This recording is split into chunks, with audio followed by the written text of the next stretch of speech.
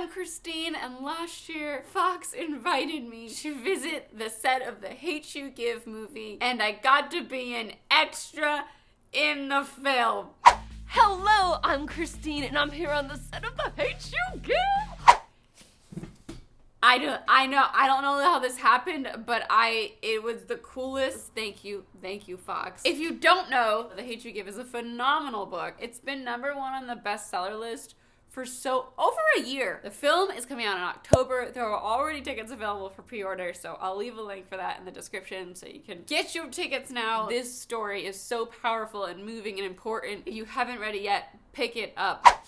Last October, Fox flew me out to Atlanta, Georgia, and we were told that we might get the chance to be an extra, so we should bring a prom dress. So I've got my backpack with my nice shoes. I've got my dress that I just wore to Buffer Fest over there. For those of you who have read the book, you know there's a prom scene. That is the scene that we'd get to be like a random person in the background for.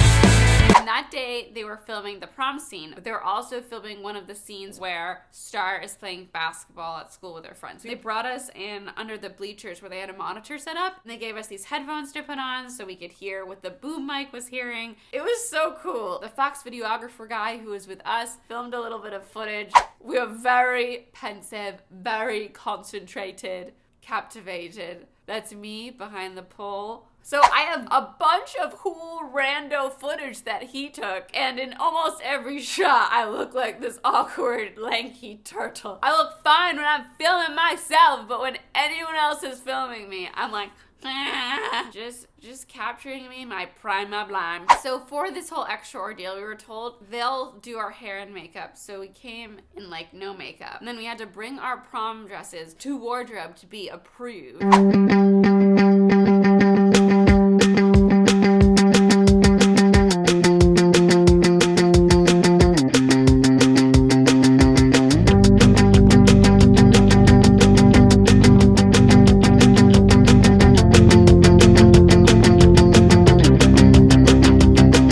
Wear my backpack to prom. It's a new trend. I'm going to start it. 2018, you're gonna see all the backpacks.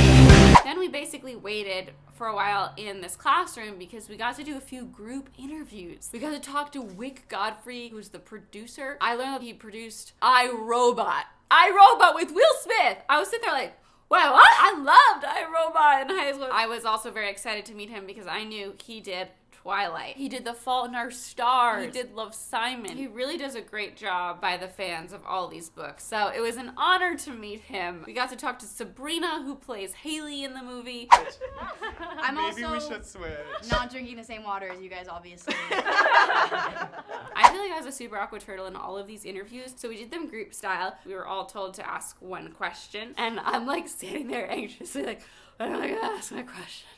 I'm gonna ask a question. Is my question gonna be okay? So, thanks for taking the time out to answer our questions. We're so excited that you're like playing Haley. It's amazing. How was your audition process? Like, did you read the book before or the script, and like, how did you feel about it? Sorry to interrupt you. No, I read the book before, and then I found out that they were obviously turning it into a movie, but that was before I got the audition. So once I got the audition, I was so excited, but I was like, it's gonna be for Haley, isn't it?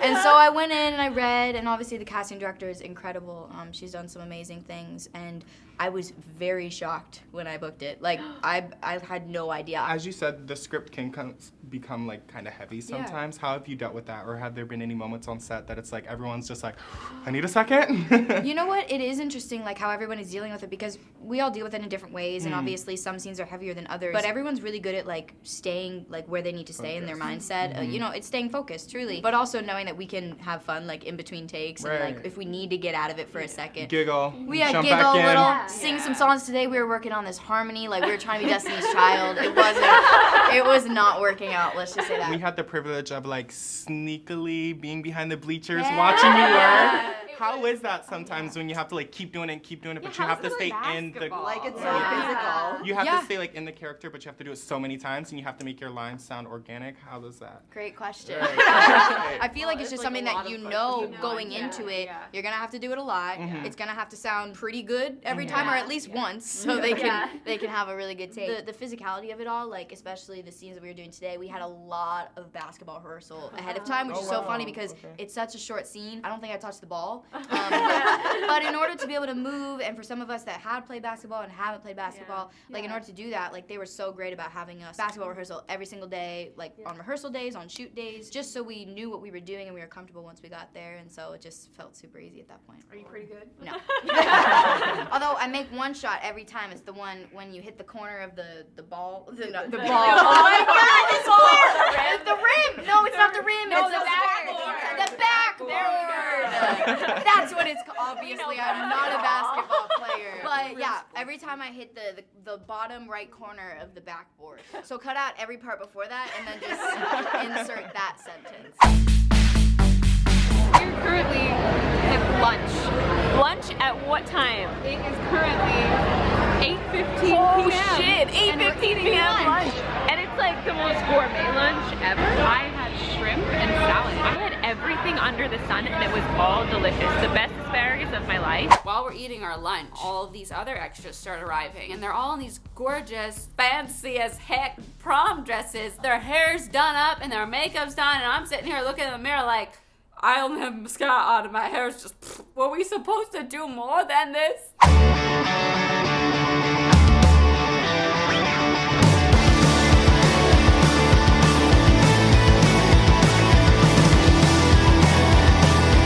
Turns out the hair and makeup for the extras is more like touch-ups. They sat me in the makeup chair and she looked at me and was like, you're good, let me just put a little lipstick on. And that was it. I was like, oh my God, I overestimated what makeup means.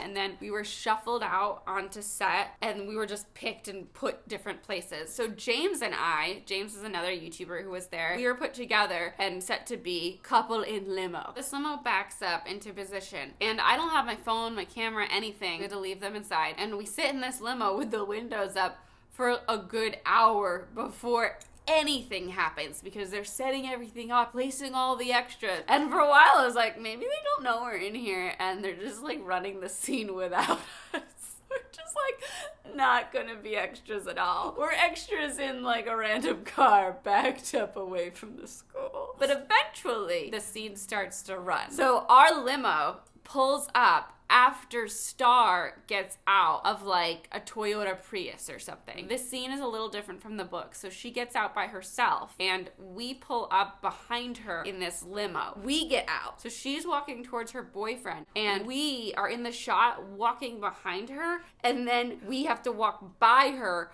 before she stops to talk to her boyfriend at the end of this red carpet. So during the shot, she'd get dropped off, our limo would have to pull up, we'd get out of the limo and like power walk behind her because we need to get behind her and then pass her before she stops.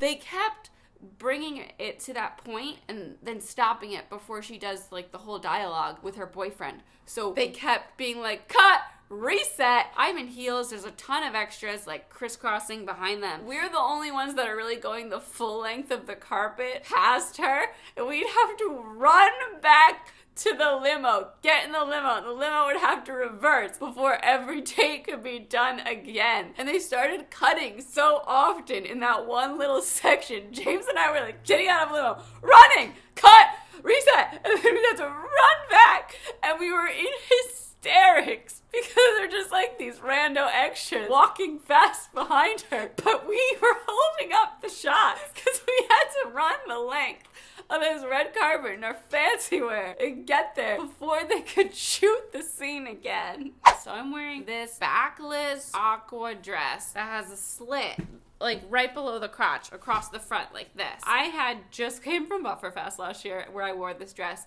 That's why I had it with me. I haven't talked about Bufferfest because I didn't make a video about it, but I feel like I'm kind of there alone. I'm in a hotel room by myself and I'm feeling very shy, like I don't really belong, but I'm trying to belong. I'm trying to talk to people. So I put on this dress and I feel all pretty and my hair is done. I go down to this ballroom where everyone's having this cocktail hour. So this dress, I can't wear a bra with it, so I feel really naked. I'm already feeling naked just metaphorically, but I feel really naked because I can't wear a bra and the material shows everything. So if I wore any sort of underwear, you could see it through the dress. So I am going commando in this dress. I go down to this ballroom and I'm walking in. I'm like, oh, I'm wearing my fancy dress. I feel pretty. Be confident. Be cool. And I see like a bunch of people that do really cool work with film and YouTube that I kind of know and people I do kind of know and all sorts of people, all levels of knowing. I'm smiling and I take a few steps in and there are steps in the carpet and I tripped, okay? And I just, all the warnings, I panicked so hard because I knew the wrong kind of trip and everyone sees my vajayjay. If I trip the wrong way, my legs will flail and everyone will see everything. There is no barrier and it was horrifying. I managed to fall straight down and spin around and pop back up, but I fell. I wiped out, okay? I, by a miracle, didn't flash the world, but that was traumatizing, okay? I had to do 10 minutes of walking laps to just feel okay talking to humans again, because everyone watched, everyone saw. They're all like, whoa, nice save, nice shave, nice shave, and I'm like, everything's ruined, I'm not cool. Okay, I'm wearing the same dress for this scene with the extras, and I have to be the first person to climb out of this limo. So I have to climb this way, and I have to get out fast enough that we can beat Star down the red carpet. So every time I'm like getting out with my legs awkwardly crossed, I have to be very careful as I emerge and hop out of the car. It was just a fun ordeal that was made even more fun by the dress I was wearing. No, honestly, I had so much fun. But like stressful fun, anxious fun, but great fun. And sometimes we just like get 3 steps out of the car and they'd be like, cut, reset. And I'd be like, okay. And we just spin around and go right back into the car. And sometimes we'd get like halfway down the car, but they'd be like, cut, reset, and we'd go back. And it was just like all so close together. When we finally made it around the red carpet, we'd be like, yes, victory. But then they'd be like, cut, reset, and we'd just have further to run before they started again.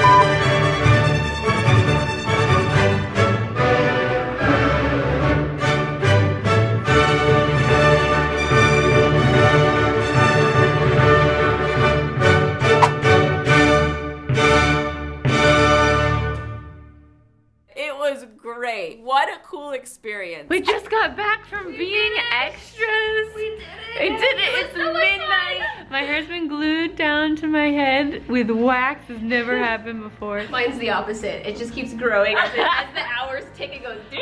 What were your guys' experiences like being an extra? It was so much fun. A lot of standing. Do it again. It was a lot of standing, a lot of walking back and waiting. forth and waiting. But it's really cool. What was your favorite moment of doing this? When we were first in the front, because Amanda was like right next to us and we were talking, and she's like, oh I love your hair. So that you guys are doing. I missed that. Nice. she's Yeah. so nice I and know so my sweet. favorite part. What was your favorite part? When they were screaming at us because we were in the limo, and they'd be like, limo, and they'd be like rolling, but we're like still running back to our spot, and they would just have to wait for us to run all the way down. We were like trying not to laugh out loud because it was so funny. And the last time a couple went through our arm, and I was just like, literally, they separated us. Yeah. And they only did that take once, so that's all they get. We just like split and like come back together. Right. So weird. It's gonna be fun to see the scene. We're stars. We get IMBD.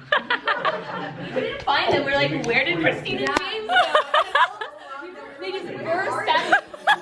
And I'm like, Christine, James. Now, there is a chance that our version of the scene won't be in the film at all because they did have to do reshoots. But at least this happened. At least we have this footage to show that we were almost extras in the movie. I felt so bad for Amandla because it was the end of the day and they had been shooting that scene from 8 o'clock to midnight. But Amandla stayed anyway to talk to us for 10 minutes. What was your experience reading the book when you first like got your hands on it? Like, what was your reaction to it? My experience with the book was eerie because I related to it so heavily. I was someone who grew up in a lower income black neighborhood and went to a white private school. And so figuring out how to navigate those two worlds was really challenging. You were attached to it like super early on. How was like the process of like getting started? Yeah, not a lot of people know about that, but I actually was attached before the book was even done. Dang. Yeah, and there wasn't even, How did that happen? basically the unfinished manuscript of the book was being kind of passed around, and my agency got a hold of it and said, oh, you might be interested in this. My mom actually was the one who found it. She was like, this reminds me so much of you. I think you should read it. And I read it. I was like, oh my God, I need to do this. And so persistently sought after it. And they were really interested in me just because of, I guess, kind of how I've utilized my platform to speak on things such as Black Lives Matter. And so they felt that it would be a really appropriate fit, and they had me come in and audition and everything. And Angie was stoked to have me cast, and so that was the most important thing, that we have her support and her love. What do you hope that people like walk away with when they leave the theater? Yeah, like they could take one thing out of if they it. could take one thing from it, what would you want them to take from it? I just want people to see Black people as human. Yes. Thank you so much. They're so sweet. This was a long day, but it was so cool. And I am so thankful and grateful that I got to be there. Thank you, Fox. Thank you, Angie Thomas, for writing this story. I'm just so happy that this film is a thing that's happening. That was my experience visiting and being an extra on the Hate You Give film. Please go see it. Read the book. I'm Christine. Thank you so much for watching. You can find me on Instagram and Twitter at @XteenMay. I make videos every Tuesday, and I will see you next time.